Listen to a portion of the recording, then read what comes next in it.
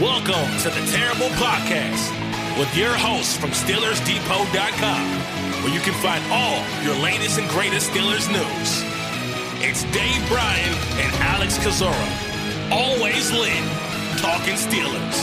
And now, here's Dave and Alex.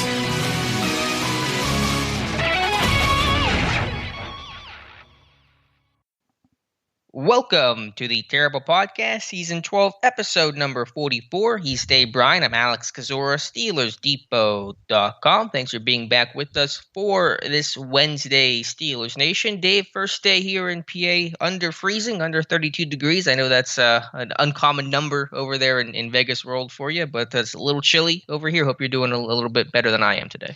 It does get chilly over here. I mean, crisp mornings, and it's starting to get over there, but obviously don't get we might get a day or two of snow out here, but obviously not as cold long term as it is there.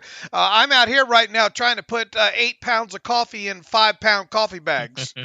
And you were doing that before Mike Tomlin said that phrase yesterday. I'm literally every day trying to put 8 pounds in 5 pounds. I think bags. Your doctor says you probably stop doing that. I know. My wife too. She wants me to start putting maybe 3 pounds in 5-pound bags every day. But I'm built the way I'm built, and that's both good and bad.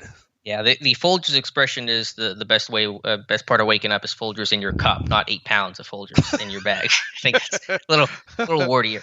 What a Tomlinism that was out of the blue. Yeah, always very good. We'll talk about Mike Tomlin here in a little bit, his Tomlin Tuesday presser. But Dave, I want to start with the big news yesterday. Although not terribly surprising news, unfortunately, Melvin Ingram getting traded to the Kansas City Chiefs in exchange for a conditional 2022 sixth-round pick. Conditions of that pick are not currently known. Not sure if and when those will be uncovered. So Melvin Ingram wanted out of Pittsburgh, not happy about being the backup, not happy about playing behind Alex Highsmith. Mike Tomlin used the phrase specifically yesterday, they want volunteers, not hostages, and so Melvin Ingram shipped out to KC.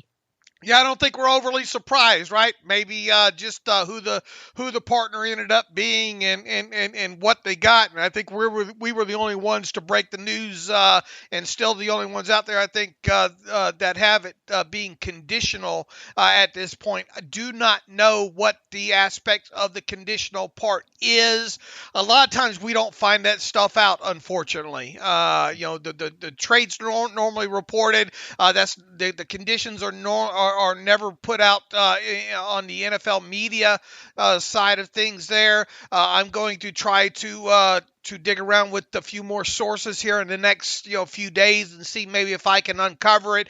More than likely, and this is only speculation on my part, it's generally related to snap or playing time along those lines, and I think very rarely do you see that be an upgrade. More than likely it's a 6-rounder or it's a round pick unless he doesn't meet certain things. Then it might go down to a 7th rounder. But once again, I don't know for sure, so I don't want to throw too much out there. But it is an important aspect of this trade to let folks know that it is conditional in nature. And once again, we'll try to effort the conditions. Now, as far as who they dealt with and what they got, I can't imagine that they had a lot of people probably knocking the door down there. And, there was the report mid last week that the Chiefs had some interest, but if the Steelers had their druthers, they probably wouldn't trade them in conference there, and especially to a team that they still have on the schedule there. You get down to it, though. Do you want? Maybe they had a team out there offering a 7th rounder or something like that, but they probably took the best deal that was on the table. And I can't imagine there were many on the table at that level. You have a guy in Melvin Ingram that, 1 sack on the season. Not a great pressure rate, even though it's kind of I was a little bit surprised, I think, to see that overall.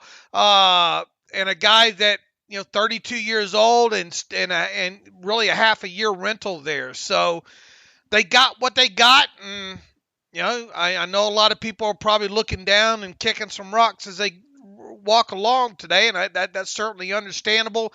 But it was hard to imagine if indeed all the reports are true, and seemingly now at this point they were. The guy was unhappy in Pittsburgh, wanted out. It really didn't make any sense to keep him hostage, so to speak.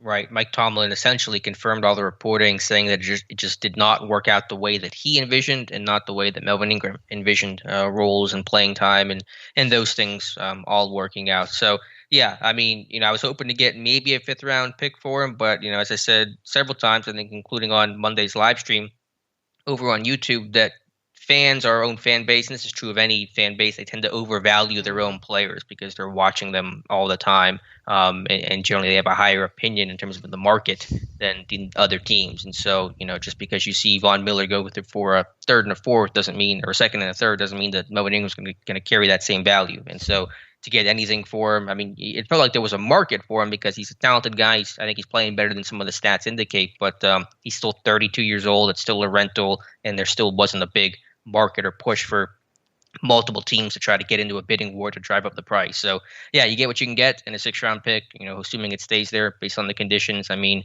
it's not great. I would rather have Melvin Ingram as a Steeler than not, but obviously he did not want to be here, and Pittsburgh did not want to deal with the potential headache of him not wanting to be here.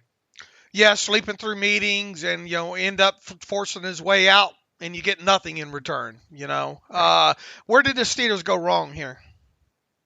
The subject of my terrible take today is, and obviously we don't know exactly how Pittsburgh broached things when they first signed Ingram, when they brought him in to visit and they negotiated the contract, but it just sounded like role was never discussed. And whenever you don't discuss the role and what the plan is, then it's going to lead to the potential of miscommunication and one guy thinking one thing and the team thinking the other. And that seems to be what happened here with Ingram, because obviously he came in and assumed that he was going to start. And it's hard to argue against that, considering he was essentially the starter all summer when TJ Watt had his hold in. It was Highsmith and Melvin Ingram. And so he goes from starting from the moment basically he got here to being the backup, once Highsmith and Watt got healthy. So, Ingram had said that they didn't discuss role whenever he signed. It was just come in and work and compete. And so maybe in the future you need to be more upfront about what your vision is for that role, because this has happened with James Harrison, LeGarrette Blount, Melvin Ingram. I know that could mean losing out on a free agent in the future, because I'm guessing if Ingram was told that he'd be the backup, he wouldn't have signed with Pittsburgh in the first place. But maybe that'll save you the headache of the situations that have transpired, like the one that happened with Melvin Ingram. Yeah, it just seems like come on in, work hard, and things will take care of itself. And I don't know if Melvin got maybe part of this is on Melvin too for not getting a firm answer. Maybe he did get what he thought was a kind of firmer answer. That didn't sound like it to listen back to some of his press conferences there and all like that. Look, I never imagined it going sideways like this with him. I was very impressed the way Melvin handled himself, the couple of early interviews, and really thought, man, the Steelers got themselves really a relative steal here based on the money and based on the way he looked, especially in preseason there when healthy, just tossing people aside. I thought they stole one here, to be quite honest with you. So I am probably more shocked than most that this thing went sideways the way it did, because I like to think that I'm a pretty good judge on some of these things, on press conferences and reading a little bit deeper into some context on some things along those lines there. So, man, I judged this one wrong, because I had no way whatsoever, if you would have told me entering week 1 that this would have happened by week 9, I would have said, no, there's no way that's going to happen. Mm-hmm. Yeah, it's surprising. But again, if those roles and fit isn't communicated clearly, then you're going to set yourself up for situations like this. And to Ingram's credit, I mean, obviously some of the stuff that came out from the media sounded pretty ugly, but it's not like Ingram publicly came out and demanded a trade or did anything on social media. So we don't know exactly how he forced his way out. If it was more professional, if it was more the James Harrison type route. I mean, we don't know what direction that thing went in, but obviously it was enough to compel Pittsburgh to agree to Ingram's desire and ship him out of Pittsburgh. Yeah, look, and at some point, probably in the next couple of days, he's going to have that introductory press conference with the Chiefs, right? And assuming that groin injury's healed up, which I'm guessing is probably feeling pretty good right now. Somebody going to Andy Reid going to lay his hands on him and fix him real quick. I think there. That's a visual for you, but Yeah, I would imagine that groin injury gets healed instantly here with him. But it will be interesting to hear the media session that he has with the Chiefs and how he handles it. And you're right. So far, he's done a good job of not airing any dirty laundry here. And I wouldn't take him as a guy that would do that, moving forward. But I never thought we'd be in this position to start with here. So you can bet Matthew, and we'll be paying attention to the Chiefs media sessions the rest of this week. And obviously, when we get closer to the Week 16 game in Kansas City, already have us a little bit of a smaller storyline involved there. For sure. That was the only trade Pittsburgh made at the trade deadline yesterday. There was a report from NFL Network's Aditi Kinkhabwala that said Pittsburgh was interested in potentially adding a defensive lineman to give themselves some depth there with some of the injuries they've dealt with, the lack of return of Stephon Tuitt, obviously Tyson Alualu being out for the season. Obviously, that did not happen. There were some momentary, I won't even call it rumors, but very much Twitter speculation about Fletcher Cox and Javon Hargrave, who had a little eye emoji that kind of made you wonder, okay, what's going on there? But ultimately, Ingram out, only move Pittsburgh made on Tuesday. I buy more to the fact that Fletcher Cox was up, and Jay Glazer, I think, reported as much, saying that they were listening to offers there. Look, Hargrave, he's playing well. He's young. They got a lot of, there was a lot of dead money at stake there with him. I don't even think he was on. I don't even think they were, shopping him. I just think that was, and Hargrave admitted he was just subtweeting somebody or something in there. So I don't think there was any smoke around that whatsoever. As far as the Fletcher Cox thing goes, you want to talk about, you could make a full podcast about talking about Fletcher Cox and his contract and the way that what the Eagles have done with that, the way it's structured right now.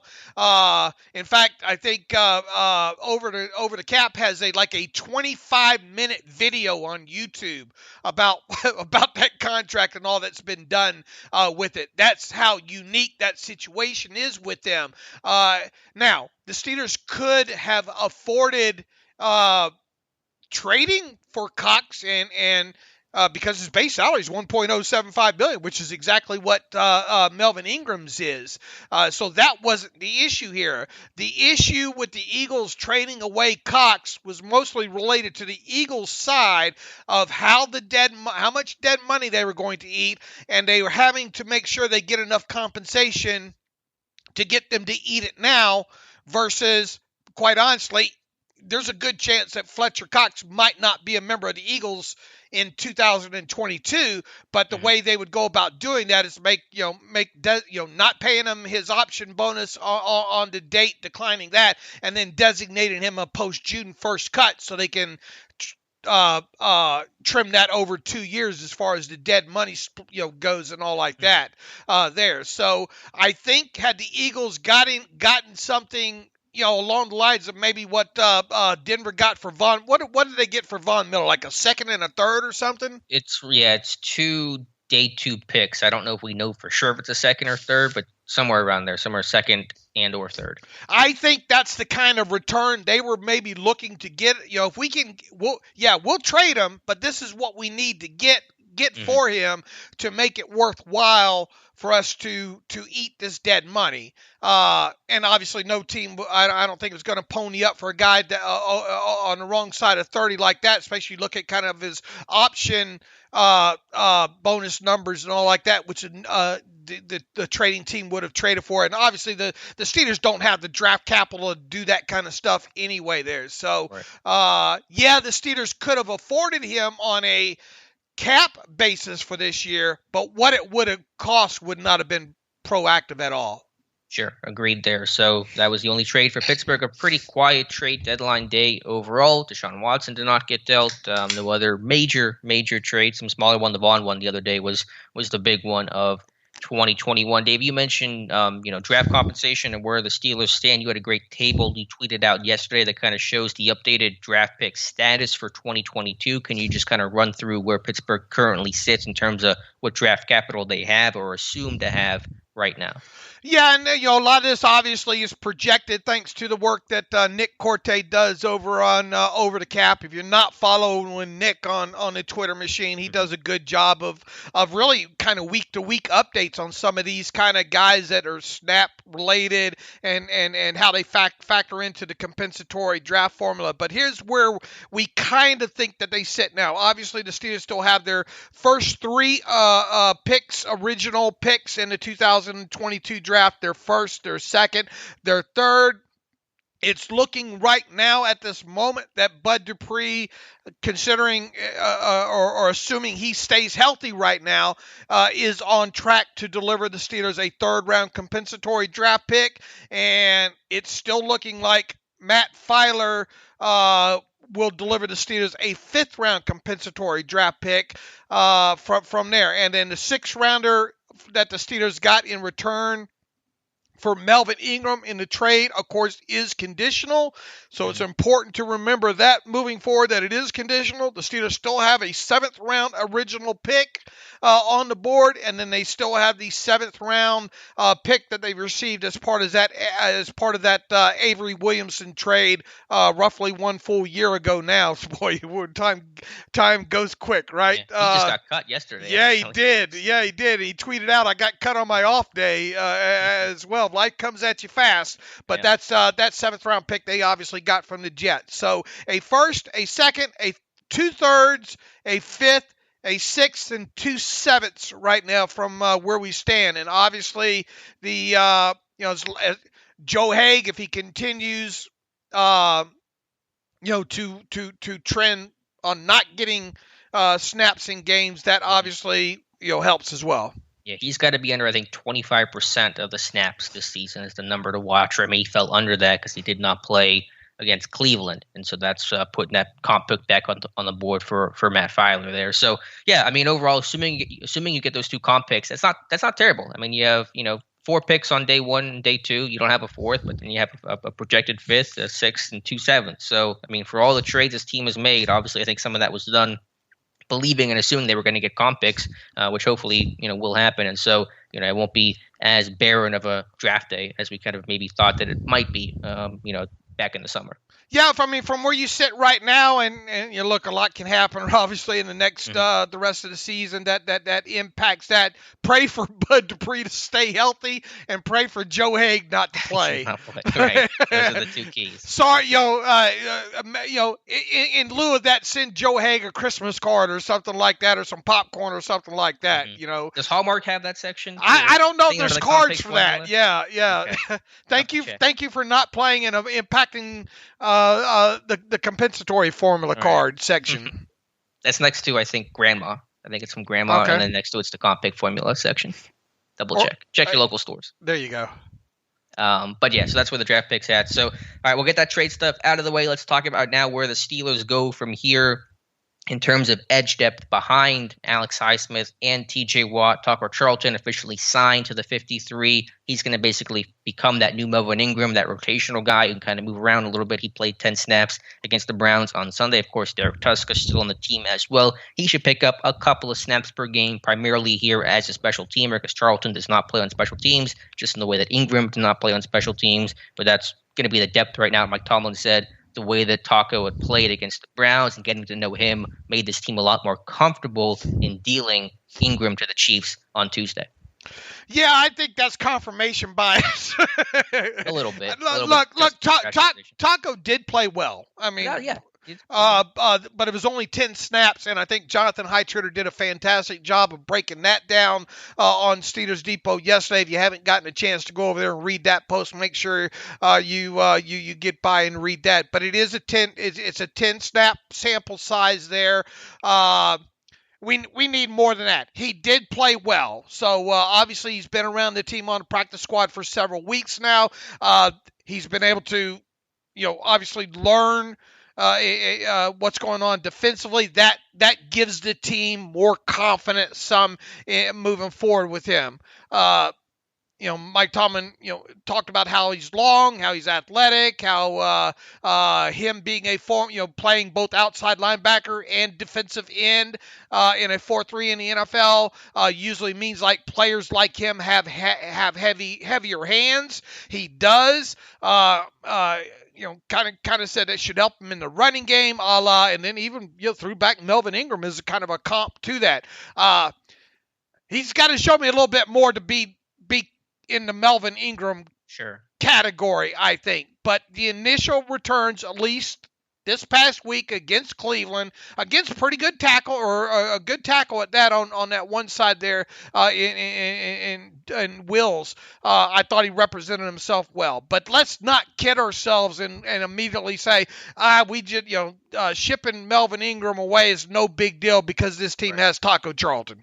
No, I agree. I mean, Charlton's a downgrade from Ingram, no doubt about that. But I just thought he looked comfortable for playing on the edge, because he's a big, long guy. He is. He on his feet and in space. He just looked comfortable doing it, dropping the coverage once or twice. So just kind of, and he moved around. I mean, he was playing both sides. He played off ball. I mean, he played with his hand down. So, I mean, he moved around quite a bit. So it was some of the stuff they do with Ingram. So just him coming in and looking comfortable in that first game, that was a good starting point. But you're right. I mean, Ingram's the better player, better run defender, better pass rusher overall. And so it is a downgrade. But at least it's not – you're not turning it – if you had to turn to Derek Tuska, I'd feel a lot worse about it than turning it to Taco Charlton. True. And look, I mean, you go back – I don't know if you've looked at it from how many angles you looked at it from. Did Taco – we talked about this, I think, on the live stream, didn't we? Yeah, and Jonathan's in that camp.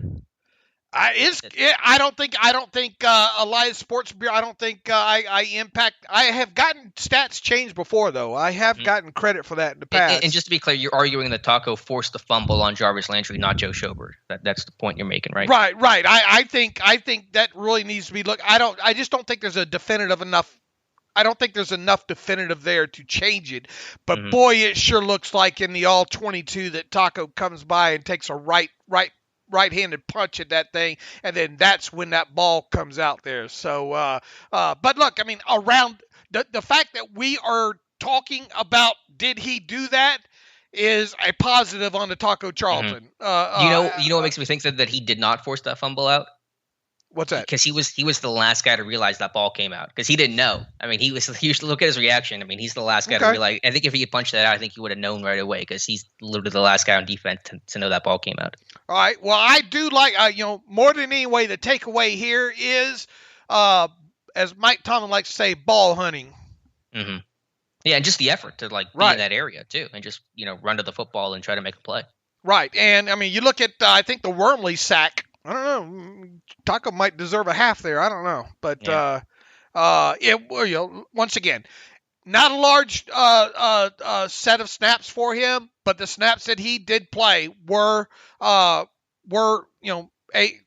plus, I thought, as a whole. And once again, Jonathan Heitritter has that broken down on Steelers Depot for you. Sure. And now we can just say it's a Taco Tuesday. That'll be fun. There you go. And Wednesday, Taco Tuesday. So it's a good time there for the days of the week. And so some other Steelers housekeeping. They signed kicker Josh Lambo to the practice squad. Chris Boswell still through concussion protocol. We'll talk about injury report here in just a moment. Mike Tomlin seemed fairly confident Bos will be available on Monday, but of course you never know with the protocol. So they signed Lambo, who had done a really good job with Jacksonville over the last couple of years, but has struggled mightily this season and got cut by Jacksonville back in October for, funny enough, Matthew Wright, the former Steelers kicker, who was doing a great job over there in Jacksonville, had that game winner in London. Team also signed Kalil Davis to the practice squad defensive tackle, the twin brother of Carlos Davis, who's on injured reserve right now. Pittsburgh tried to claim Davis a couple of weeks ago, lost out to the Colts. The Colts released him, and now he is back, or he's now in Pittsburgh this time around. The team also released defensive tackle Chris Slayton, who was signed about a week and a half, 2 weeks ago,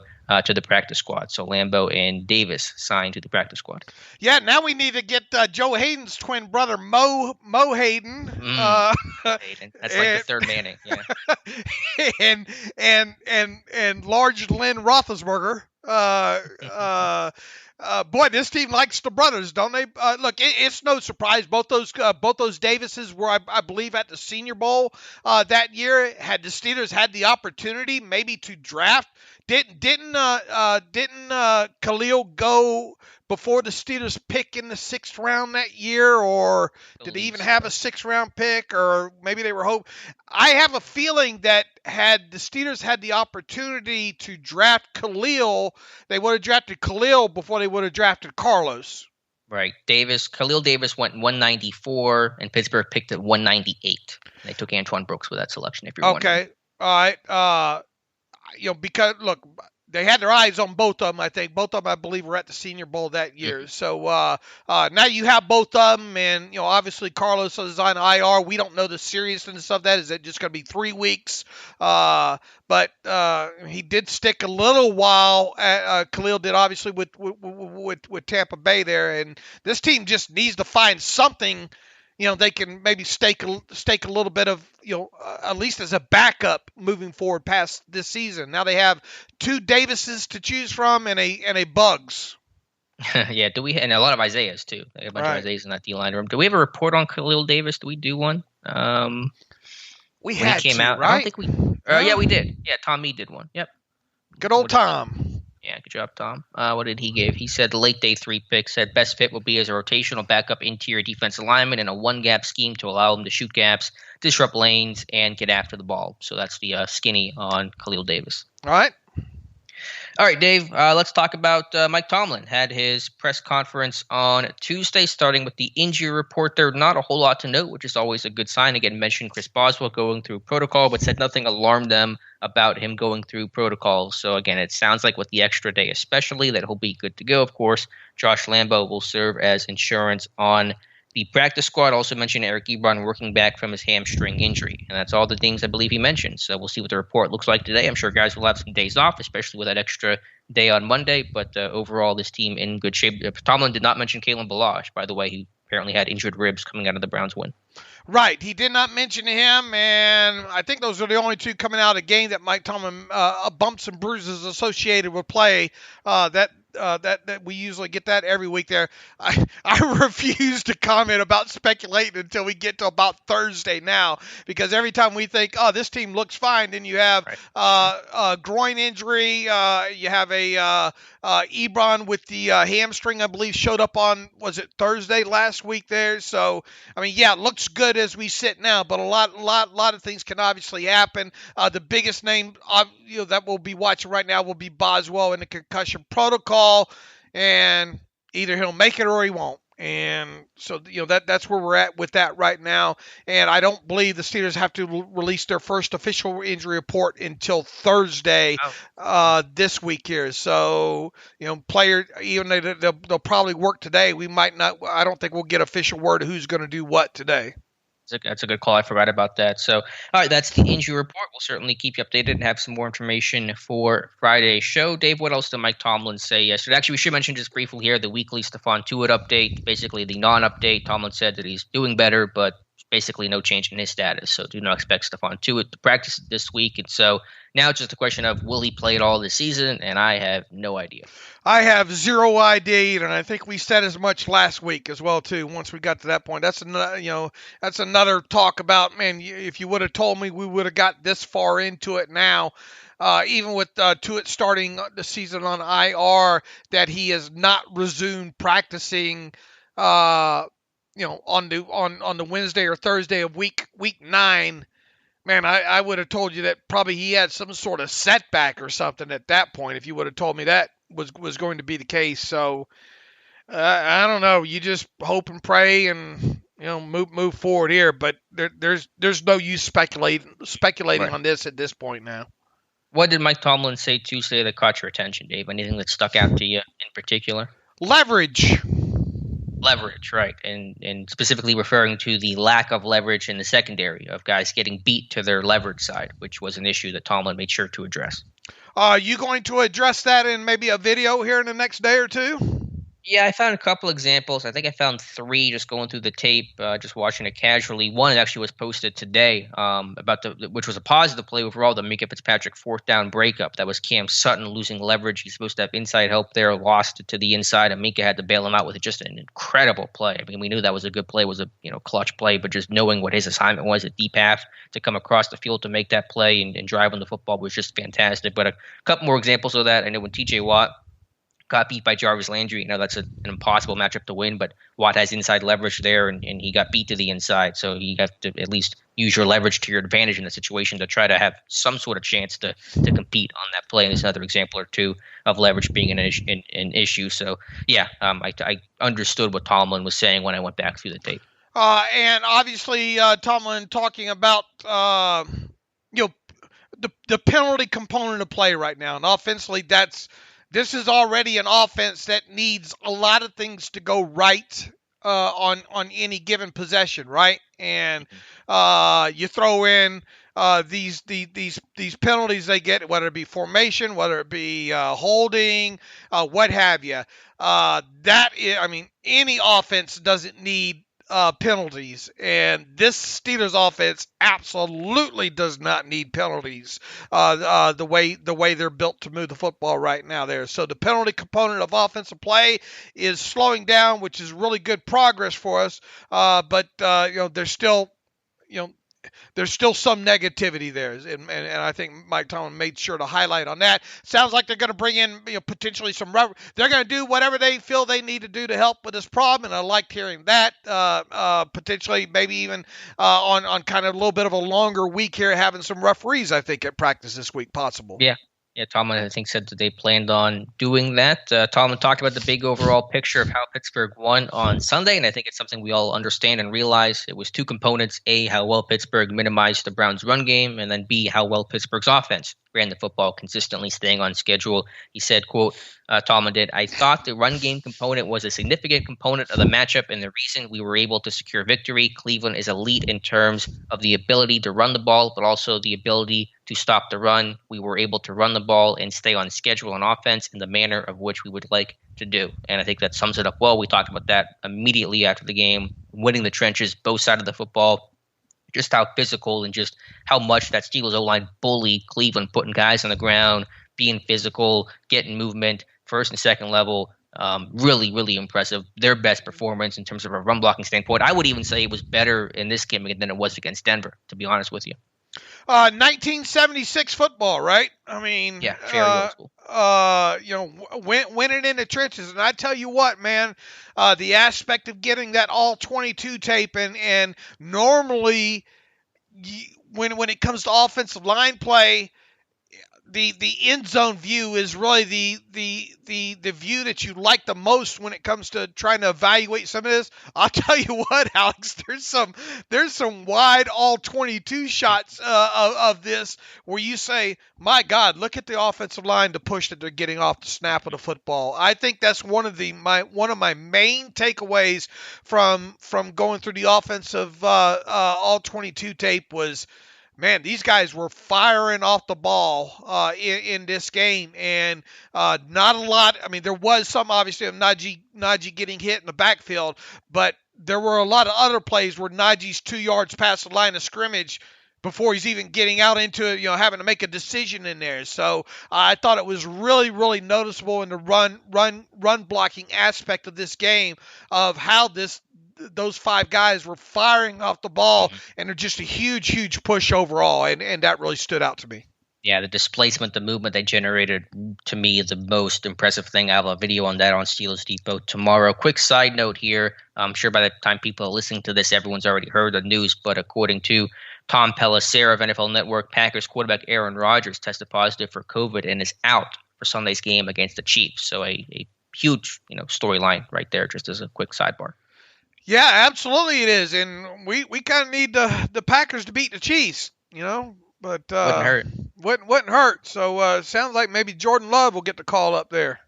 Yeah, and I'm going to jinx things here, so I apologize in advance. And not that I'm necessarily blaming anyone for getting COVID. Obviously, you can do all the right things and still test positive. But no Steelers have tested positive for COVID this year, and so they're really. I know, but hey, if they do it, then I don't have that kind of power, I promise you. It'd just be coincidence. But just kudos to those guys for really just trying to focus on doing the right things to take care of themselves and make sure that they're staying healthy and not putting any teammates in jeopardy. So kudos. So far, so good.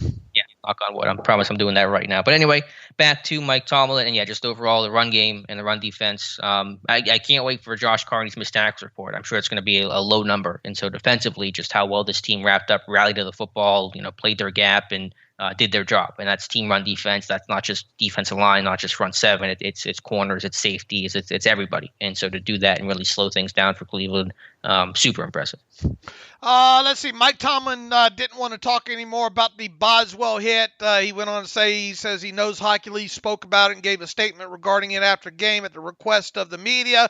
No color needs to be added for me. It's in our rear view. We're moving on to the next one there. So the fact, look, we'll get whatever answer we get on Saturday when these fines are released, and it'll be I guess that's a moral victory. I don't know.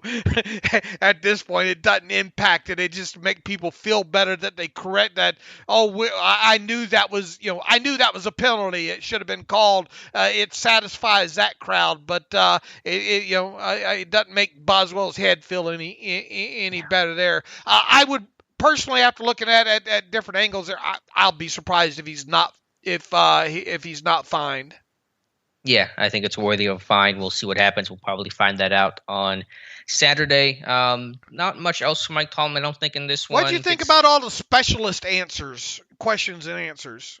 Yeah, well, I mean, it was good to be asked, but he didn't. Yeah. There were more questions and answers in terms of the specialist question and answer part of it. But I just said they have a plan. And, he basically the point was, although they have, emergency guys, an emergency holder, emergency kicker and stuff like that, it doesn't mean you're comfortable in doing those things. And I think especially whenever it was, I assume Harvin being the kicker, considering he was kicking on the side, who has never made a field goal in his life. I mean, how comfortable are you testing that out on an NFL game and in a massive game with implications like they were against the Browns on Sunday? So just because you have a plan B does not mean you want to make that your plan A. I thought he got a good question about a couple of times in post game. You were talking about the defense, and you used the term "I." In other words, like, I had them in this, I had them in that. Do you take this to mean that you're the guy? They trying to hang Mike Tomlin by his tongue here. And it's good. It's a good observation overall. But Mike Tomlin one-upped them with the answer there. He says we're a collective. I accept ownership over everything that happens in all three phases of the game. That's just my mentality. But we're a collective. So the Steelers are the Borg. I have not seen that movie. That's a movie, right? It's the Star Trek. Is it okay? I know nothing about. That's old Trekkie talk there. A few people. Were you a Star Trek guy? No, I was always Star Wars man. Star Wars, but you were a Star Wars guy. Are you still a Star Wars guy? I love anything Star Wars. Yeah, absolutely. So, like, you see the new movies when they come out, and is there a new movie coming out? Like the Kenobi stuff. I thought the Mandalorian, and normally I don't get in. I don't have time for series and stuff like that. But man, there was so much buzz about it. And me being a Star Wars fan, I couldn't help myself. I thought they did a fantastic job with that, and I look forward to the future of that. And I think they've got something Kenobi as well too. But you got to remember, I was like. Man, when was Star Wars?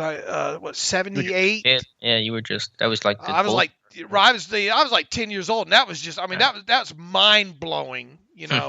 As a kid, man, they had Star Wars trading cards and from Topps that I collected, and I still got some of them. You'll probably get those someday. They're probably in this box of mine that have your name on it for, but. Action figures, all that kind of stuff there. But yeah, I was huge. I was not. Now I would occasionally watch a Star Trek episode and all like that, but I was more into Star Wars. Gotcha. Well, I was team neither, but appreciate anyone who likes either. But yeah, Tomlin. Yeah, I couldn't tell if it was just him falling on the sword when he talked about that I was making those calls or I put the team in those situations or not. But I think at this point we all understand Tomlin has a pretty massive influence on this defense. Sure. At least him and Butler are 1A, 1B in terms of like who's calling and game planning these kinds of things. He likes more than anything kind of the demeanor right now of guys like Dan Moore Jr. and Kendrick Green. I thought that was a pretty decent answer there. He says, oftentimes through the draft process, you work your tails off to find out whether or not they're built for it, but you don't really get confirmation of that until you're working with them. I think we're getting confirmation, particularly in the two men that you mentioned. boy, their whatever they use for a transcriber might be as bad as ours, Alex. This says, I think we're getting confirmation, particularly in the 2-minute dimension.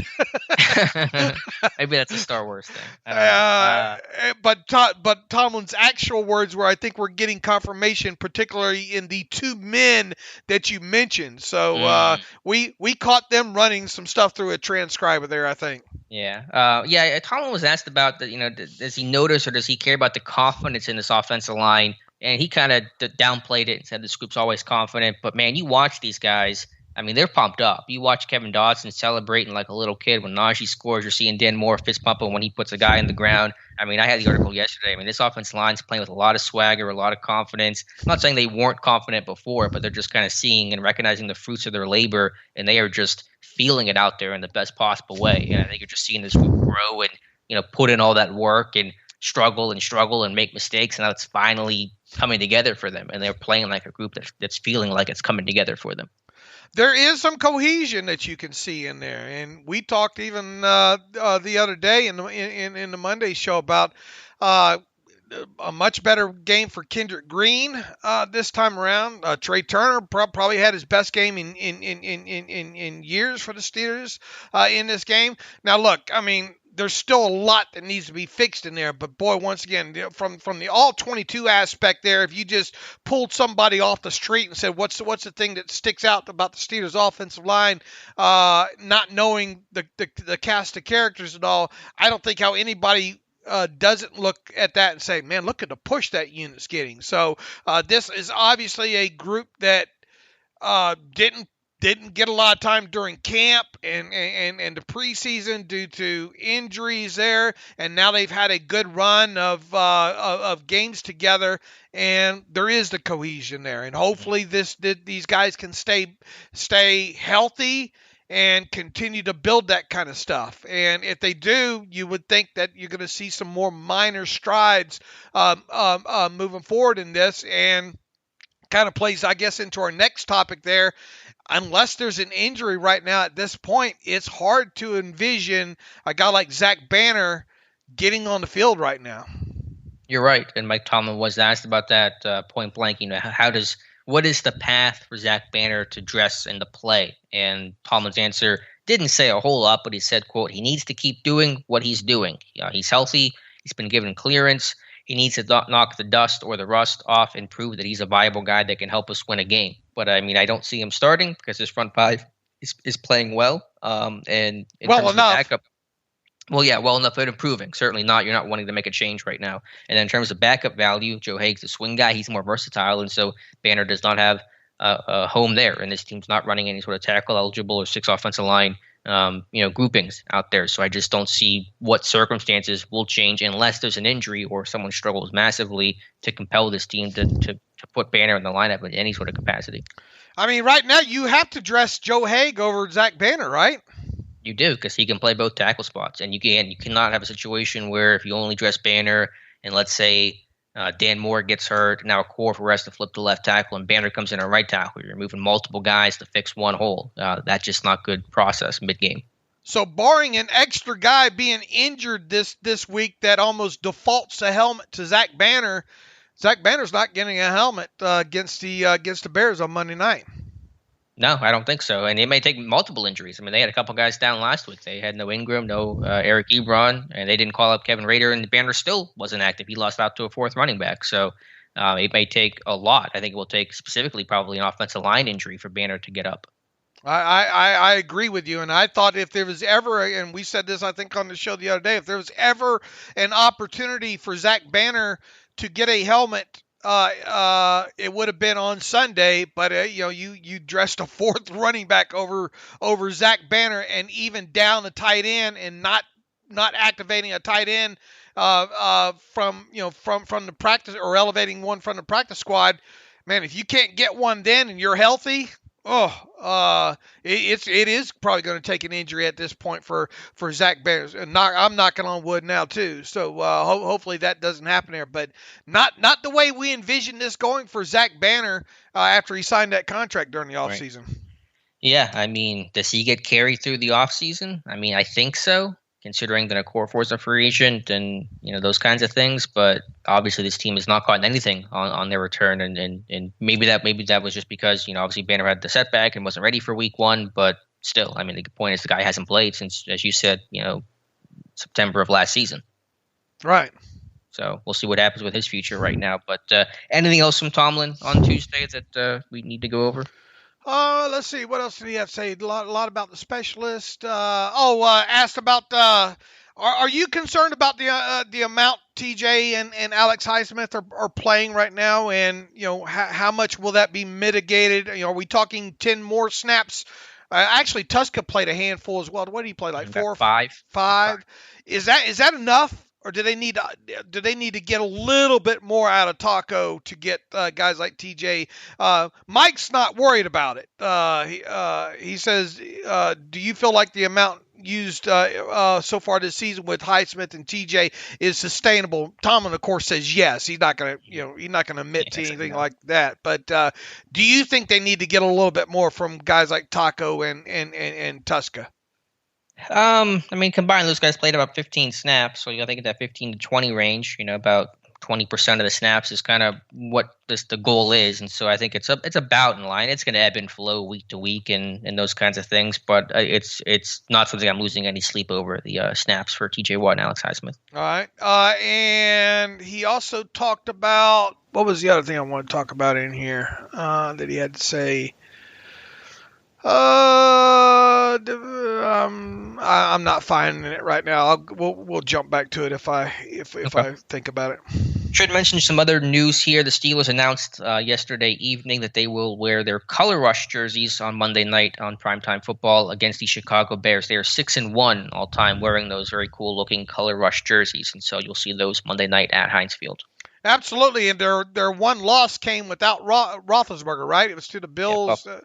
Yeah, a few years ago. So Roethlisberger would be 6-0 in them, right? I believe so, assuming he's played all those other 6 games, which I think he did, but I don't remember each one off the top of my head. But yeah, they wore him last year to beat the Ravens, I think in the second meeting it was, I want to say. So yeah, good luck and a good charm. And so hopefully that continues against Chicago. And the Steelers are opening up at 6.5 point favorites over the Bears? Right. 6.5 as of Tuesday. I don't know how much that it probably moved about a half point at some point either way. I would think it would come back to maybe about 6 points by about kickoff time there. All right. Dave, I know we talked about the offensive line a little bit, what we saw on the tape. Let's talk about what we saw in kind of just overall our film study of this game since we started watching it on Monday. What were some of the big takeaways aside from the offensive line's run blocking performance when you watched all 22 of the Steelers-Browns game? We already talked a lot about the offensive line there. I mean, I think on the defensive side of football, there's some gap issues that need to be addressed still. I think they got away with. They obviously, as a whole, played very, very well against the run. That was the different one of the.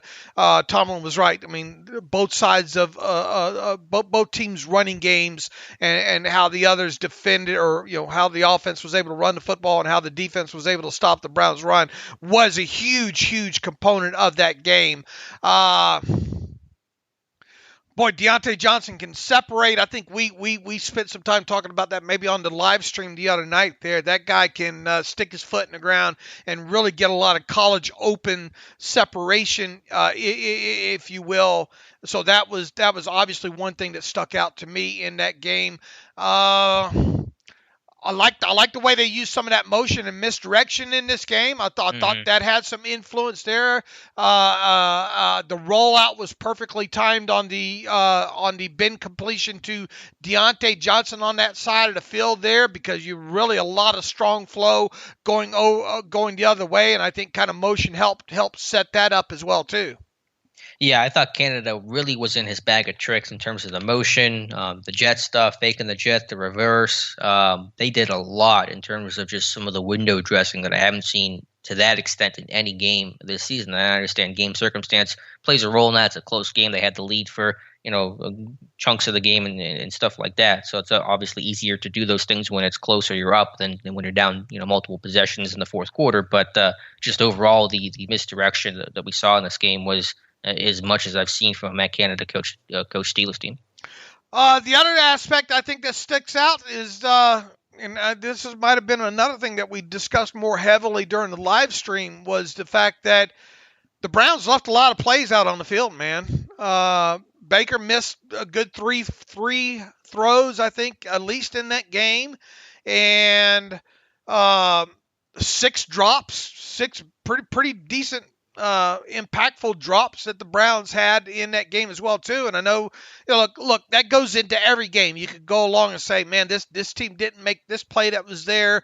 It's all about making plays and minimizing the errors and all like that. But it did stick out that it'd been interesting to see how that game goes if at least half of those catches are made in that game, and if Baker hits 1 or 2 of those throws. Yeah, again, I think the Browns had a lot of self-inflicted wounds in this game. I'm not trying to take away from the win. I'm just trying to say what you talk about things that stick out on tape.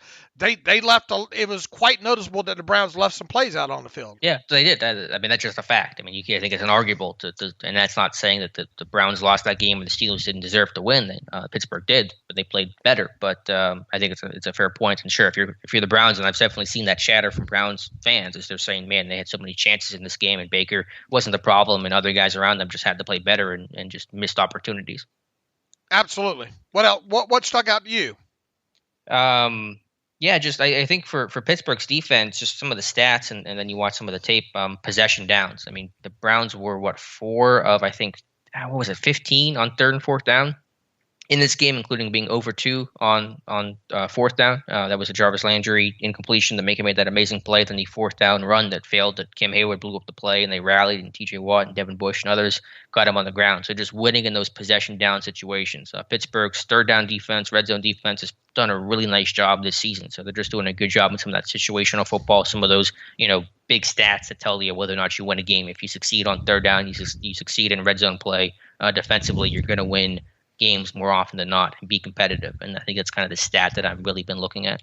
And I think the fact that they were so good against the run there set up a lot of those opportunities where they were able to pin their ears a little bit back more on those 3rd downs there. So a component of being able to stop the run was getting the Browns, and Mike Tomlin made sure to highlight this, getting the Browns behind the chains more in those situations. And that really, I know I was going to talk about with Tomlin, not overly concerned just yet still about the lack of turnovers there. Is this just something that, there is a luck aspect of it to obviously to some degree there, but sometimes you have to do a better job of getting hands on football and helping creating your own luck. Are you concerned right now about the lack of takeaways this defense has so far?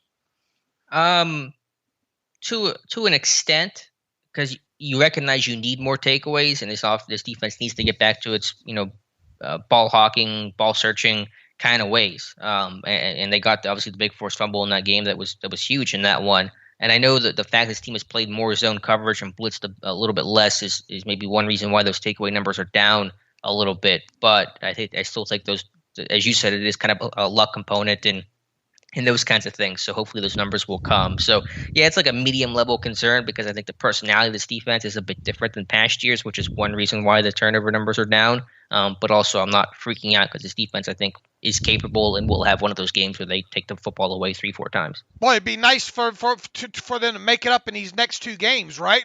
Yeah, they got a good chance to do so. You got some teams that aren't playing great that you can make those kinds of plays against. And it goes without saying. I mean, you wrote about this a couple of years ago, and I think the stat really holds water. This team needs to reach that. Was it 25? 20? What's the takeaway number? I think it's now maybe 20 because of the last couple seasons. But yeah, they only have 3. Is it 3 takeaways this season? Or 4? Don't they? Hold on a minute here. I mean, they're. No, you're talking about the net. I think. Yeah, I'm talking about number of takeaways the Steelers defense have this season. All right, let me get that. Maybe I'm wrong. They have 2 interceptions. They only have 2, and how many fourth? They had a fumble recovery yesterday. They have another one. They have at least 4. They have 6 takeaways on the season. They have 2 interceptions and 4 fumbles. Okay. Yeah, the interception numbers, though, alone need to go up. And those interceptions are from Edmonds and James Pierre. And Minka kind of created the Edmonds interception, but yeah, you're looking for some of those guys like Hayden and Minka to literally take the football away. But when Minka has that fourth down breakup, that's functionally a turnover, so it doesn't count, but it really works as one. I mean, look, Buffalo leads the league in takeaways with 18. Indianapolis surprisingly has 18. Green Bay 14. Dallas 14. Arizona 14. Tampa Bay 14. New Orleans 13. Rams 13. New England 13. Yeah, it's a pretty good correlation between who are the best teams in football and what their takeaway numbers are. Right. So, yeah, I think that's – I mean, where's your concern? Are you in that medium level I'm in, or are you higher or lower? They need to start creating more. This offense needs those takeaways. The best offense the Steelers can have right now moving forward is the defense taking the football away. To me, as good as this team looked on Sunday against the Browns, you got to have more than 15 points. I mean, you're not going to win games week in, week out like that. Period.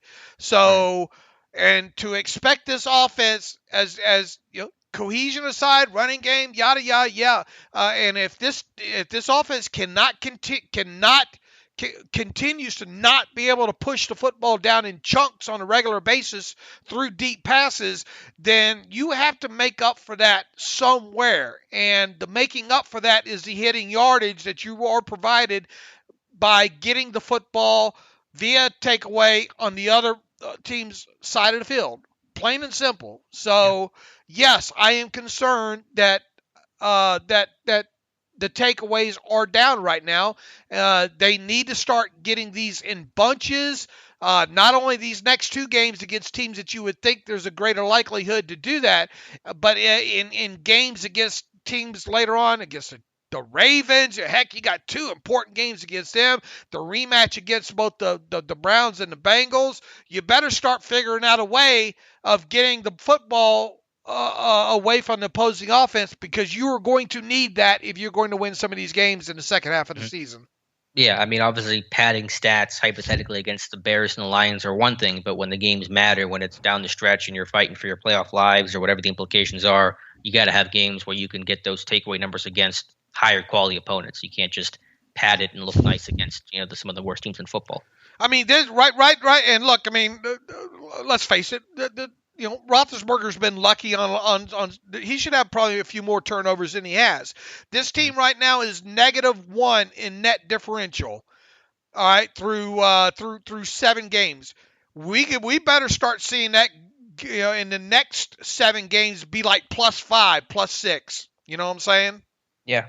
I mean, -1 is not going to be good enough. They cannot end the season -1 and expect to be anywhere worthwhile. And look, I know that sounds like, I think Mike Tomlin's done fantastic job with his team so far. The fact that we're sitting here, I look back at my preseason, I do that post every year, preseason prediction, and I do the whole league, and I try to predict the outcome of every game, not only the Steelers, but the standings, the whole 9 yards. I do that every year.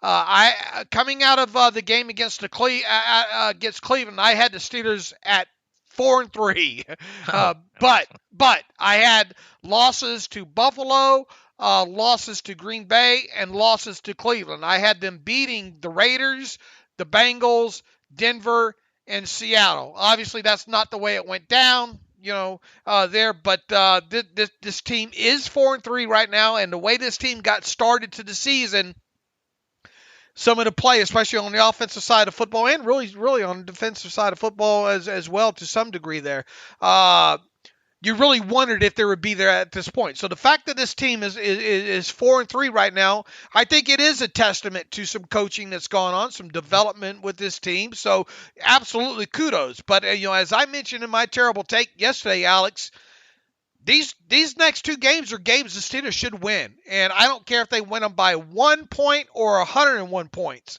They better win these next 2 games. If they don't, then it really dilutes what has happened over the course of these last 3 games, right? Because they're on a 3-game win streak right now. So now's the Mike Tomlin, I think, really had a great quote that needs to be underlined. There is we've almost at the halfway point of this season right now. We've identified these problems.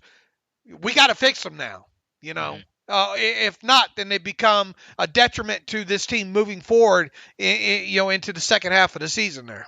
Yeah, you just can't talk about them anymore. Talk about them enough. Talk about penalties every single week, and they got to get fixed. Tomlin had a quote that I'm surprised didn't gain more traction. He said, "I'm going to put the hammer down." I mean, that's a little strong. I mean, I appreciate that, but I was surprised that didn't get more play nationally. Look, if you're a Steelers fan right now, your glass should be half full right now, more than half full, as far as an optimism aspect goes. Because once again, they're on, as Mike Tomlin would like to say, they're on the rise, right? You got some momentum here. You got a 3-game winning streak. You seem to be overly, more on the healthier side of things right now. Your next 2 games are at home. That's something else that needs to be underscored. You're coming off of a tough road division victory. Now you get to go home for your next 2 games. Not only that, you get a primetime game in there, and your next 2 games against teams that you should beat as well too. So yeah, there should be some optimism from the fan base right now. But optimism will only carry you so far. They have got to win these next 2 games, in my opinion, if they're going to think that they're going to be a playoff team come January. Especially as the schedule toughens up after those games, because you want to have that cushion of being 6-3. So if you do drop a game or 2, then you're not, 5-4, or whatever the case is. You know what I'm saying? So I mean, you want to be in that situation where you have a cushion if you do lose a game post Bears Lions. What else defensively kind of stuck out to you overall? Once again, it was very noticeable how well they played against the run. Statistics just bear that out. Josh Carney's missed tackle report should shed even more light of how good this team was at rallying at the football. And I don't think you can really underscore or give enough attention to how big that turnover was in the fourth quarter of that game. Joe Schobert, Taco Charlton, whoever you want to give credit to, that you talk about Tox and +2, and this is a Steelers team that really needs to live and die by the +2 Tox stat. I think moving forward here, that turnover was a huge turning point in that game. Yeah. One takeaway I had from an individual aspect was Devin Bush did not play a bad game except for that one horrible play that he gave up the cutback lane to Dearness Johnson, not understanding leverage and help. Minka Fitzpatrick has the outside leverage, so Bush needs to play inside leverage and not allow the running back to cut back and cross his face. But other than that, I mean, I thought Bush played pretty well. He got kind of sucked up on one play action pass, but it's just that one massive mistake. So for him, it's about making those routine plays routinely. Should never make that mistake, just because that is a routine thing that he is more than capable of doing. What was his snap count in this game? Because he was off the field a bunch. He got taken out for one weird series by Spillane. Then he came back. So I don't know if that's an injury thing or a message thing. He played 75% of the snaps, 44 snaps total. Okay. All right. That's a little bit more than maybe what it felt like originally there. But they've got to start getting better play out of him when he is on the field.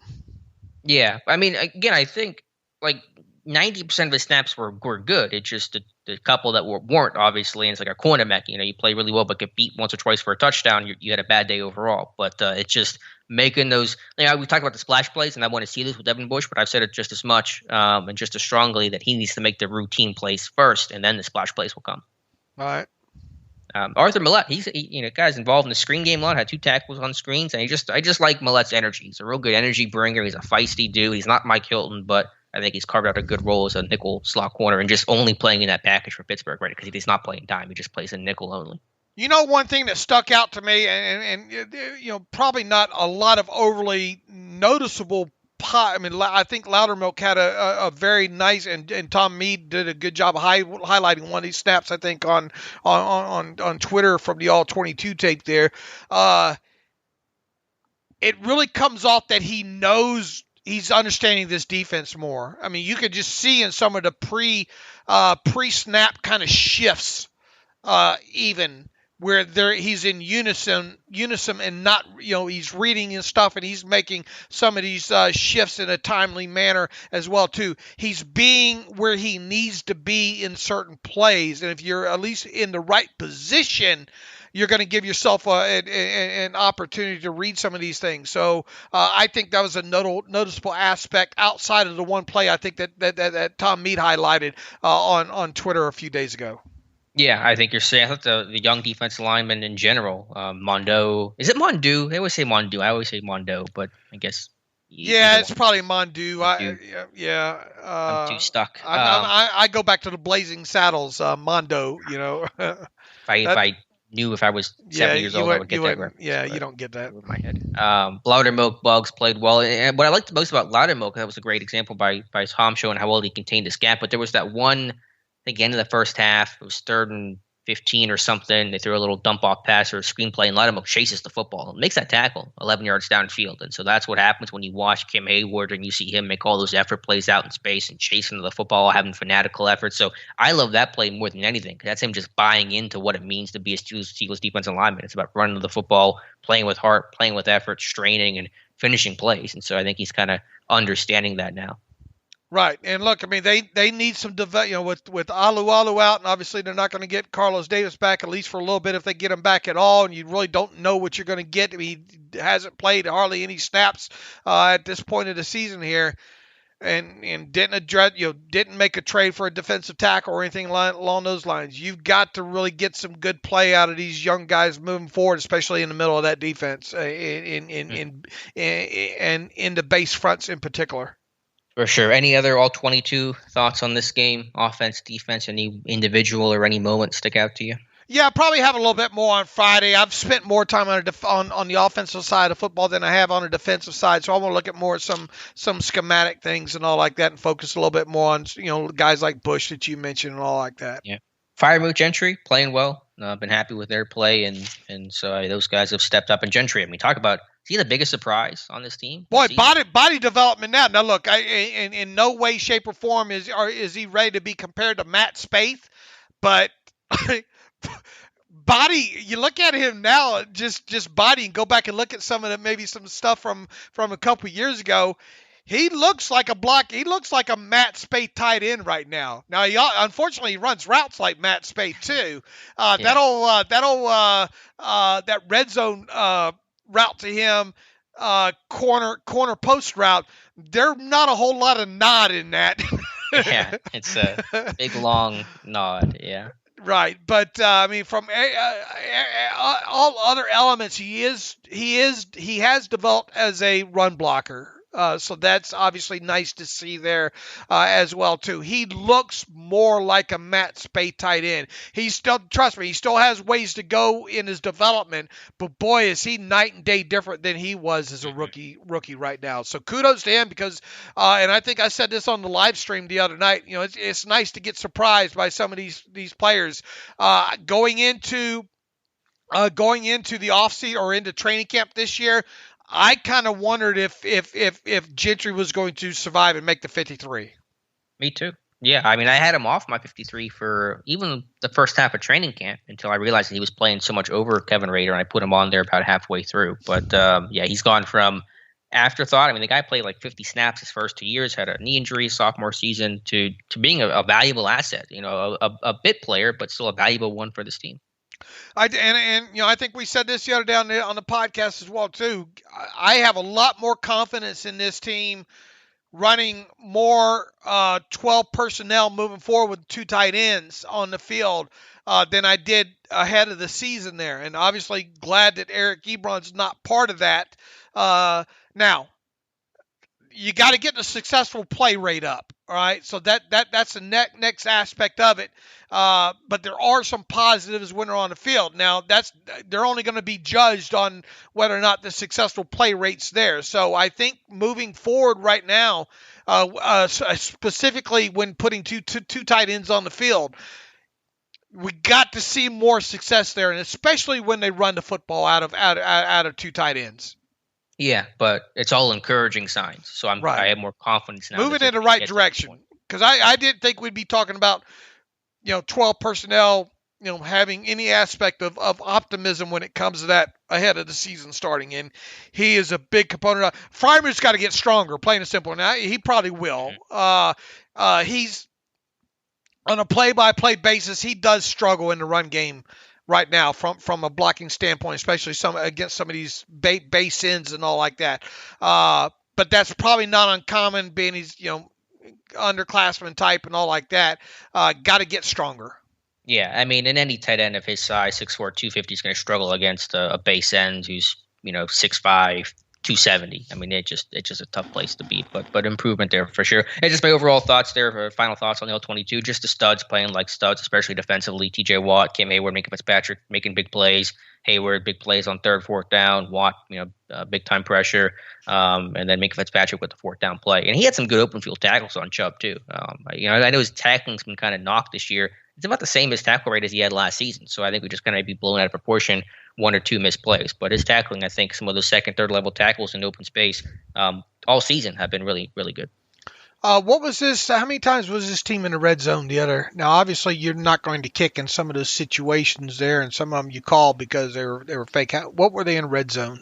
Let me pull up the stats here from ESPN. An ad may play here because it likes to do that. So just apologize in advance. Oh, it's already moved to the next week. Let's see. They obviously had the Pat Freiermuth touchdown. 204, right? All right. Yeah. Oh, thank you for all my vamping, and then to get there. Yeah, 204, and the Browns were 1-2. All right, so got to have more points, man. Got to have more points. Yeah, 4 red zone trips and only 15 points is not where you want to be. Right. All right, Dave, any other thoughts here, or do you want to get to reader emails and close out today's show? No beat writer today. We're going to hopefully have one on Friday. That kind of works out better with the game being on Monday, so we'll effort that for Friday or maybe Monday at the latest. Here's your thermometer. Where would you like it? Where Loaded question. Where I don't know. You try to tell me something there? Well, how about you today?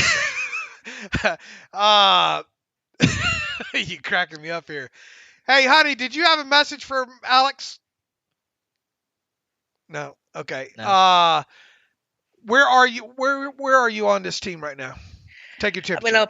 I'm always a little nervously optimistic. That's kind of my default state. Obviously, things are encouraging. I'm really impressed with the offensive line. And again, in pass pro, there's still some things to clean up, and Garrett's a heck of a challenge, and so I understand that. But just overall growth and improvement across the board, offense, defense. When you have a good defense, and this team has a better than good defense, a really strong defense, one of the better defenses in football, and strong special teams overall, although they didn't look at Sunday, and an offense that's getting better, I think that's going to make you competitive in a lot of games. And so, obviously what happens in some of those AFC North games will be the biggest tests and biggest battles, but obviously you're encouraged, you're optimistic, and, you're in a much better place than where you were when you were 1-3.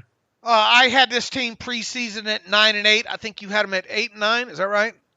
I ended up being 9-8. Was my final prediction. All right, but you had them winning the division off of that. I had them as a 7th seed, one and done in the wild card. Okay, have you moved anywhere off of that yet? No, I think I'll be right around there. I mean, because the schedule does certainly toughen up. I think maybe in that 10-7, 9-8 range. So I'm basically in the same spot. Right, I'm still at the 9-8 spot as well too. Maybe I shift that to 10-7 if they take care of the business the way they should in these next 2 games. Because look, I mean, once again, if this team gets to 6-3 going into that Chargers game, nobody's going to wish for them to go 4-4 at that point moving forward. But they could afford to go, as long as they don't have a losing record in their final 8 games. Then that's a 10-win team, man. And I mean, 10 wins you would think would get this team in the playoffs. You would think, yeah. Let's, if you have a second here, let's just kind of go through the exercise. Let's assume they beat the Bears and the Lions. That's a dangerous assumption. But let's yeah, for a second. I mean, it is. Let's assume they're 6-3. Will they beat the Chargers on the road Sunday Night Football? I'm gonna say no. All right, I'll say no as well. What about the Bengals at home the following week? Or actually, it's at Cincinnati. I apologize. At the Bengals. I'm gonna say yeah, because I mean, you would think you'd think you split with them there. Okay, what about the Ravens? You better. Ravens at home, week 13, win or loss? Loss.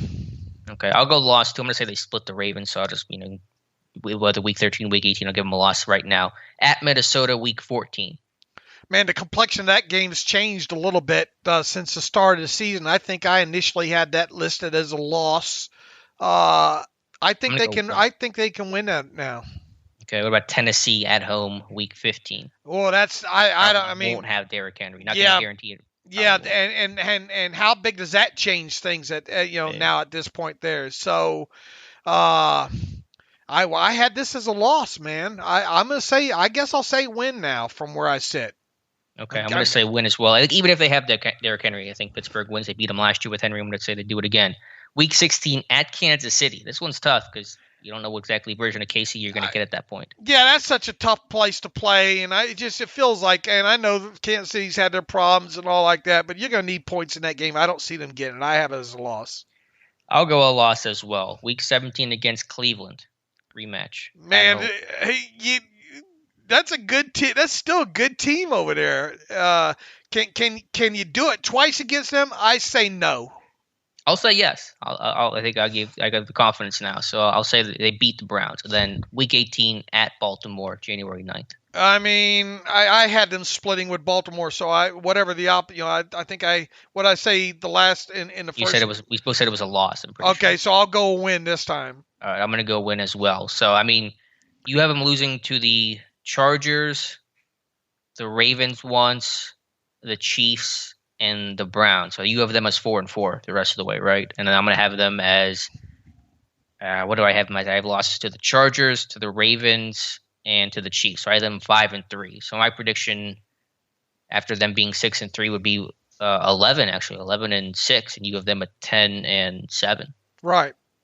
So yeah, I mean, I guess I'm a little more optimistic when you work it out, but yeah, I mean, certainly this team's on the right track. But again, that assumes beating the Bears and the Lions, which we not going to assume that's going to happen until it happens. I mean, this team's is notorious for throwing in some of these clunkers against teams that they probably should beat, and this is not a juggernaut Steelers offense by any stretch of imagination, right? I mean, right. I mean, their last game against Chicago, right? That was when they got upset, and right. 2017 or whatever year that was. Right. Mike Tomlin 0-3 against the Bears all time.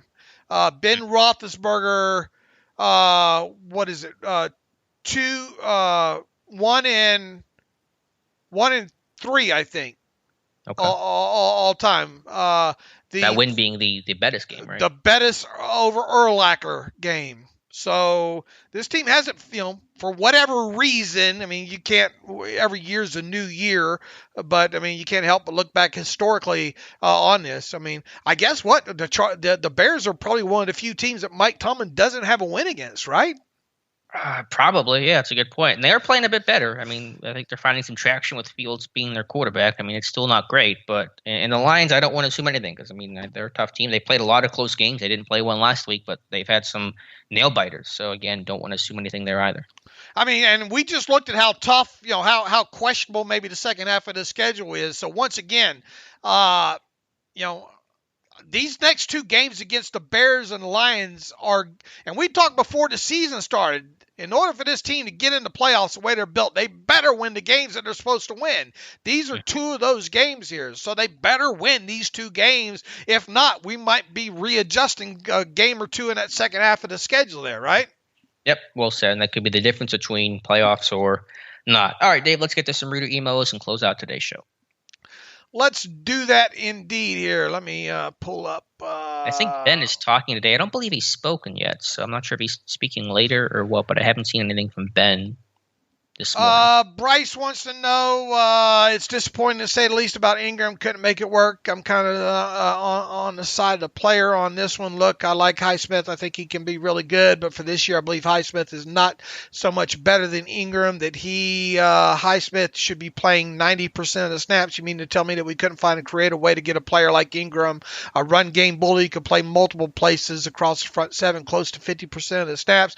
To me, this is another example of Keith Butler not being elite enough as a defensive coordinator to find a way to get this guy on the field. Your thoughts? I think you're wrong in the assumption that it's Keith Butler's fault, for starters. Yeah, I mean, if he wanted out, he wanted out. And if that's his mindset, then that, it's maybe hard to change his mind. He was not going to start. And if he wanted to start, then there was really no fixing that. Look, we don't know what the conversations look like there. We don't know what kind of snap count would have appeased Ingram. We can speculate all we want. I mean, it is. I will agree with your initial statement here, Bryce. It's disappointing to say the least that they couldn't make it work with Ingram. Yeah, no, I agree. I mean, we could cut off your question right at there. Now, the balance between Highsmith and Ingram moving forward, I mean, Highsmith is making progress and all. I mean, if I had my druthers, would I maybe have liked to seen Ingram play a little bit more snaps than Highsmith? Yes.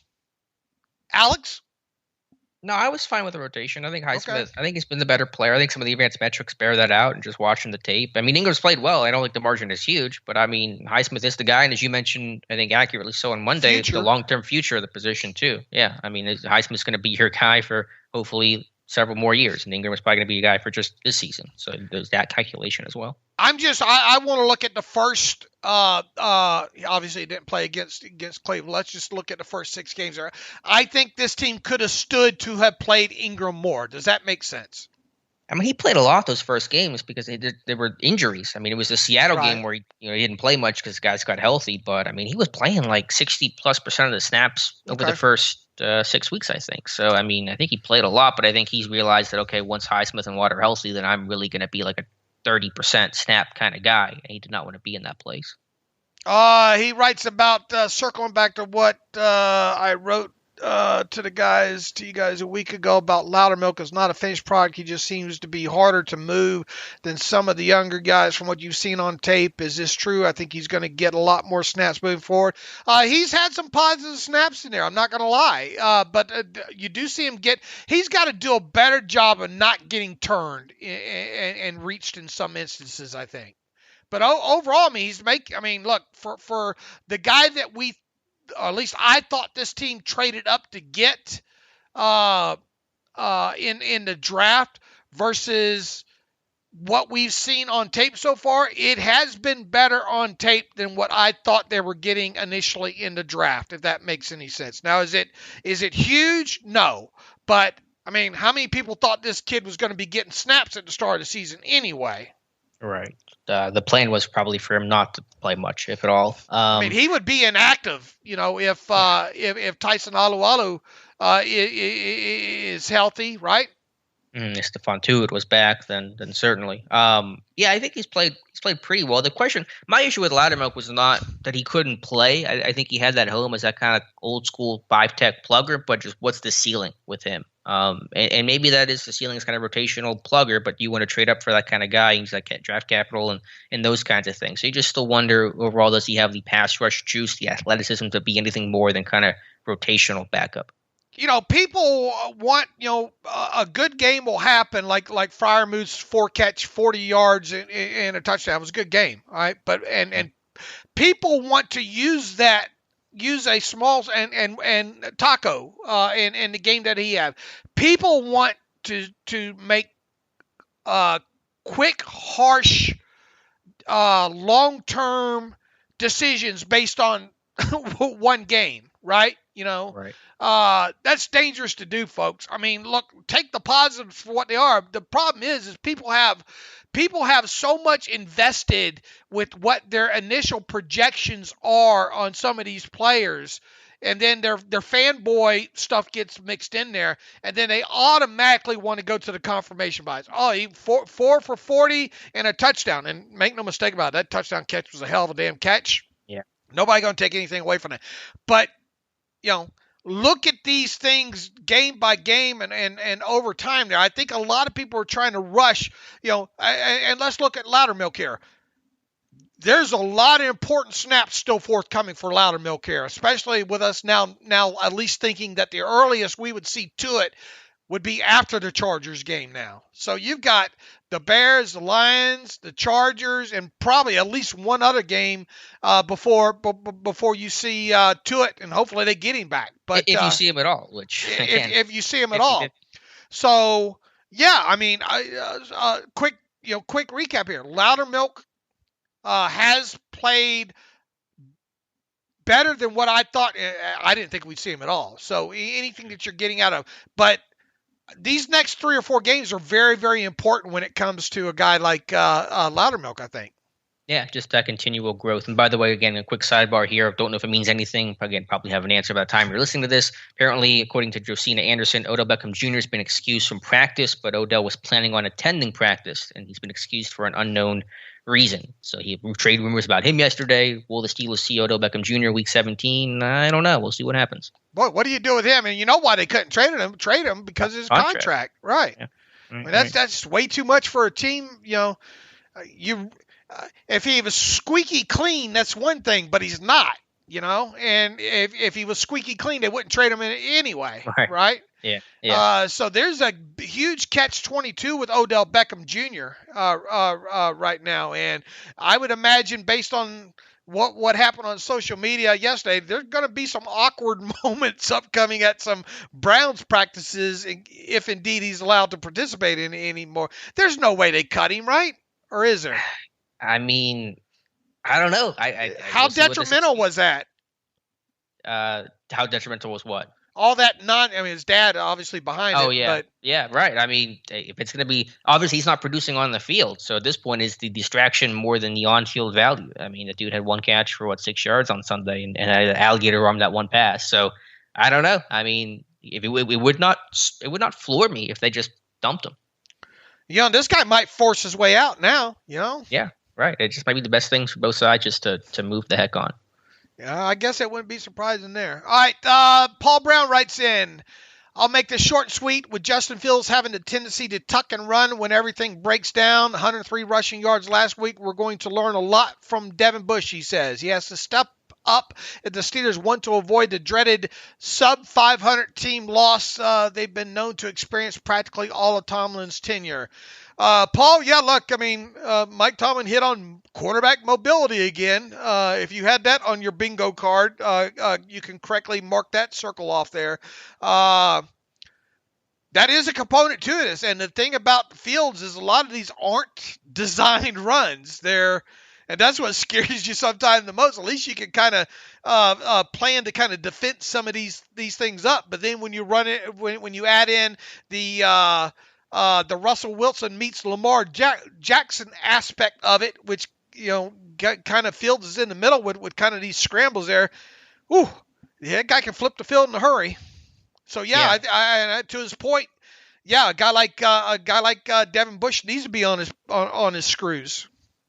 For sure. And yeah, I think it's a great point that you and Tomlin alluded to, that it's harder to defend the scramble plays, the out of structure plays, than it is the designed type of plays, which is what Fields is primarily doing, just running to create. And so that's just – you can't play man coverage against that. You turn your back, the guy runs, you're in trouble. But the Steelers are playing a ton of zone, so it might kind of work in their favor. All right, Cosmo writes in, Derek Watt special team value. There was a tweet on Tuesday where someone was saying Derek Watt is being paid to warm the bench and he's okay with it because it makes TJ happy. I replied that it was stupid hot take that Derek has replaced Dirty Red as one of the best special teamers. And then I got yelled at by other tweeters saying that Derek is overpaid and arguing his value on special teams. Dirty Red signed a $7.1 million 2-year deal with Buffalo, so the fact that Derek makes $3 million this year, it doesn't seem that unreasonable. And even though we don't use the fullback much, I think in general that's more useful than Dirty Red is at inside linebacker. How do you think Derek has done on special teams so far this year? Of course, it's hard for me to gauge from the TV broadcast view, but it seems like he's often around the ball and is a reliable tackler and hustles. Is he on all 6 special teams? I believe he is a core guy, absolutely. I believe he's, from what I've seen, doing fine on special teams, doing what he's just supposed to do. And in today's NFL, yeah, your top special teams guy is probably going to make around $3 million a year. I don't think he's only on this team because it makes TJ Watt happy. I think that's a nonsense take there. Mm-hmm. I think people just think that you make that kind of money, you should be on the field more playing fullback. He does not decide when he's out there on the field, so you cannot hold that against him whatsoever there. So I think what he makes and what he gives this team right now, at least in a vacuum, is fine. Yeah, I think it's a pretty insulting assumption to think that he's on this team solely to appease his brother. And if that was the case hypothetically, and it's not, but if it was, I would not be okay with that. What a horrible use of resources and roster spot, cap space, and all those kinds of things. He's there primarily to be a special teamer. He's tied for the team lead in special team snaps with 113. He's has the team lead in special teams tackles with 6. His 5 solo special teams tackles are tied for 11th most in football, the most on the Steelers. He's not he's a 4-phase guy. He doesn't play on the field goal units, obviously, so he plays on every other unit besides the field goal kick team, field goal block team. But yeah, I mean, that's his role. Now, I think you can argue that Pittsburgh still paid him too much money. If you want to do that, I mean, that's fine, but that's a separate point than he's here solely to be TJ Watt's brother. And I know that's not the point the reader's making. He's countering that original point, which I agree with. I mean, Derek Watt is here to be a core special teams player, and to overlook that, to not recognize that fact is just so short-sighted. Is he overpaid? I mean, if people want to make that argument, I mean, that's fine. I mean, if people don't want to make that argument, I mean, should he be making $2 million then? I guess. I mean, what is his value then? If you want to split hairs over that, I mean, okay. I mean, I can listen to that, and I think that's a more valid argument. But he's a good special teams player. They used that money on him when they couldn't bring back Dirty Red, and so I mean, I don't lose a lot of sleep over about Derek Watt's salary. I don't either. It's been the furthest thing from my mind right now, and yeah, I don't get the rest of it. I think the emailer has the right attitude concerning him. Let's see. David Rickards writes in, the organization and Taco Tuesday. Thanks as always for the work, all the Depot team included. I'm very pleasantly surprised with Taco's contributions after reading Jonathan's article. Tomlin echoed the team's confidence in him when asked about his role in relation to the Melvin trade. Is this team's ability to coach, develop young men just better than most teams? The teams this kid has been with aren't trash organization, but I view the Steelers at the tops in the league in terms of organization and coaching, even possibly better than the likes of KC and Dallas in terms of ownership philosophy. Question, do you think his play in this Cleveland game is an outlier and maybe disagree with the tone of the article, or do you see these solid plays John referenced and wonder how this kid was about one more free agency period from the CFL? I think Jonathan does fantastic work for the site, but Jonathan is very much a glass half full guy. I don't think that's an insult when it comes to Jonathan and his work on the site there. I think he properly though portrayed, and we talked about this earlier in the show when it comes to Taco's play on in the game against Cleveland. What does it say long term right now? Once again, I think this goes back to some, this is a small sample size here. So I think you take what we saw on the field against the Browns for what it is, but also remember that it's hard to make long-term statements based off of that. Yeah, I'm just taking it one game at a time right now. I think Jonathan had a good article. I mean, I think you're right. He's more glass half full, but he will certainly talk about the negatives of players during, games and posts and things like that. So he's not, there were no blinders on with him. But yeah, I'm just taking it one game at a time. But as Tomlin says, they don't care how you got here. They don't care what your story was. Obviously, this guy had talent, the first round pick, and so they're going to try to make the most of that talent that I think he does have, and so we'll see what happens. But I was encouraged by his Steelers debut. I thought it was 10 solid snaps. Look, it was better than what I his impact on that game was better than I thought it would be going into that game. So there. Yeah, I mean, you're arguing he might have had the forced fumble there, and might have had a half sack. You do that in 10 snaps. I mean, that's not a bad day at work, I guess. Right. What do you think about the statement from David here that says, is this team's ability to coach/develop young men just better than most teams? I mean, that's obviously tough for us to answer because we don't look at other teams the way we look at the Steelers, but I think it's fair to say yes. I think they do a good job. I think Tomlin does a good job of getting the most out of guys, generally speaking. So yeah, I think that would be a fair assumption to make.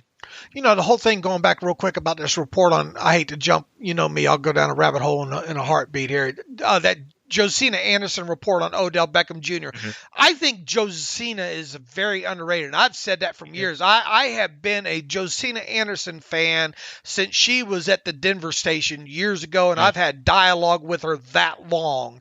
And I can get things answered by her via direct message and all like that. Because she has such a good rapport with these players. So she talks to everyone. I mean, I don't know how she does.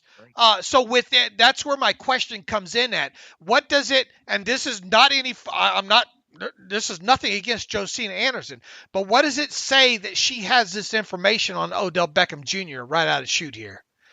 Yeah, and I think actually I think she was the first to break the Melvin Ingram news yesterday too, I want to say. But anyway, yeah, I don't know what it says. There's a follow-up report. Is Odell leaking this stuff to her? Is what I've got, or somebody within Odell's family or close proximity leaking this to her? I mean, wouldn't be surprised if his dad's posting Instagram videos. They're probably talking to somebody. A report from Charles Robinson says, source close to the Browns, Odell Beckham Jr. said the wideout will not practice today, and that decision is team-related. And Robinson concludes by saying, quote, this appears to be a crossroads. And so whatever the situation is, whoever's leaking, I don't think Odell Beckham Jr. is going to be a Cleveland Brown for much longer. All right. Well, we'll see. But I mean, you better do something before you start getting into the work week, and the work week is here now. Yeah. So they have a big game coming up against the Bengals, right? So yeah. If you're saying don't show up to practice, I don't know how you come back from that. I don't know what the roles are supposed to be. If you're at that point, that's like the next step is just cutting them. You know what's going to happen if they cut him? We're going to get a lot of tweets. The Steelers should sign Odell Beckham Jr. What would your answer to be to that? No, thank you. Let's see. Louis Sure writes in, hey, Dave and Alex, I know the national media said that the NFC West was the toughest division in the NFL, but what division do you feel is the toughest? You know what, though? You know what the television broadcasters think is the toughest division in the NFL? Whatever game they're doing, it seems like, right? Oh, Cardinals versus Rams. Oh, this is the NFC West is the toughest division in football. You get you get Tony Romo talking about the game the other. The AFC North's toughest division. Pound for pound, though, year by year, I mean, who is the toughest division? It's definitely not the East, AFC East. It's definitely not the AFC South. The West hasn't had the bottom feeders, I don't think, compete in a while in the AFC. Mm-hmm. So that leaves the North. I mean, it seems like it's the Ravens and the Steelers, and then, as of late, obviously the Browns been sticking their nose in there. I mean, for a while it was a two-team race every year in the AFC North, but it's tightened up even more. The AFC North has never been better or more balanced than ever before. Right. No, I agree. You have four teams that are right in the thick of things. The Bengals had their moments back in the early 2010s. They would just be competitive, wouldn't win the playoffs, but would be around there. But yeah, I think right now the AFC North certainly the best division in the AFC. I think you could right now, right? Yeah, right now, and I think you maybe argue best division in the entire NFL. Like maybe NFC West, maybe, but Seattle's hurting right now, so I might give the edge to the North. Right, and I mean, the NFC East is just Dallas and everybody else over there right now, right? South is not great. I mean, you have Tampa, and then the Saints to a lesser degree. They just lose Jameis Winston for the season. They're in a bad place right now. All right, he says, thanks for all you two and the team at Steelers Depot. Y'all are great. I've been a listener since for years now. Keep up the good work. Thanks, Louie, for the email there. Let's see if we can get one more in here. Chandler Stroud, morning, fellows. Chandler here. I think we already read this the other day here. Being excited, more success offense, newfound consistency in the running game. Also, number 2. I think we already read this the other day there. So I think we've got through. Let me just double check here. Capability when it comes to consistently getting off the field. Let me read this in case we didn't get to it. Morning, fellas. Number 1 being, as a whole, should we be more excited about what seemed to be more of a success as an offense as a whole, or the newfound consistency in the running game? Also, number 2, we did answer this, didn't we? offensively, as worried about defense as we have been in prior weeks, is yesterday sort of an example of the Browns being slightly wounded, especially at quarterback, or did defense show its true capabilities when it comes to consistently getting off the field? Love to get your thoughts. Chandler, here's the thought about the Steelers defense the other day. The Browns, they played very, very well against the run. Kudos to that. It was a huge point and factor that played into that game. Conversely, as we talked about several times, the Browns left some passing plays on the field, I thought. Mm-hmm. Yeah, I agree. They did, but I was just overall impressed with the Steelers' defensive performance. You hold any team to 10 points like that, number one rushing attack, to being pretty pedestrian. I don't care what the opposition did or did not do. I think Pittsburgh played really well. Also, Chandler, you talk about newfound consistency in the running game. That's huge, and that's one thing that had to happen for this team to be able to compete on a week-in and week-out basis. And really for the last, I guess you could say, 3.5 games, we've seen this moving in the right direction with the running game. Now, however, we got to see better. We got to see chunk plays. We got to see this team be able to push the football down the field more consistently in chunks. And I think you're fooling yourself if you're going to continue to get more of these throw short, run long situations. My biggest concern about this offense right now, where it sits, is these interceptable balls being intercepted like they probably should be, and B, the inability still of this team to be able to push the football down the field and get chunks. 15 points is not going to be enough on a week-in, week-out basis. 20 points is not going to be enough on a week-in, week-out basis. They've got to start moving the football more in chunks and put more points on the board. Yeah, 100%. Got to get big plays. And they won't be able to do that without running the football well. So it's good that the running game is going in the right direction. Carry on, Alex. Steps in the right direction is all I'm going to say. That's where this team's at right now.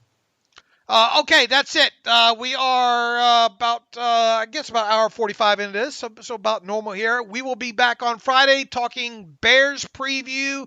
We'll see what all has transpired with the injury report since then. The coordinators will have talked by then, so I'm sure we'll be recapping that as well too. Anything else to add? We got a lot done today, Alex. Yeah, I was going to say two quick things. I was going to post a question really quick. Any chance the Steelers claim Deshaun Jackson if they get the opportunity to? He's on waivers now.